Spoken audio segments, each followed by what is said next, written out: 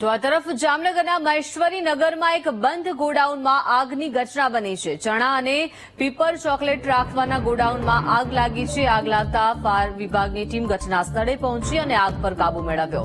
15 થી વધુ ફાયરમેને આગ પર કાબુ મેળવ્યો। બંધ ગોડાઉન હોવાથી ફાયર વિભાગે ભારે જહેમત બાદ આગ પર કાબુ મેળવ્યો। મહેશ્વરી નગરમાં જામનગરમાં અમને 1:30-2 ની આસપાસ કોલ મળેલ કે ગોડાઉનમાં આગ લાગી છે। તો ઘટના સ્થળ ઉપર ગાડી એક મોકલે તાત્કાલિક, અને જોતા એવું લાગ્યું કે એક ગાડીથી પૂરું થાય એમ નથી, તાત્કાલિક બીજી ગાડી મંગાવેલ અને સીએફઓ સાહેબને જાણ કરતો સીએફઓ સાહેબ ઘટના સ્થળે કે બિશ્નોઈ સર પણ આવેલ, સાથે 2 અમારા સ્ટેશન ઓફિસર અનવર ગજણ અને ઉમેશ ગામેતી પણ છે, અને 12 થી 15 જણાની અમારી ટીમ છે। અત્યારે આગ કંટ્રોલમાં છે।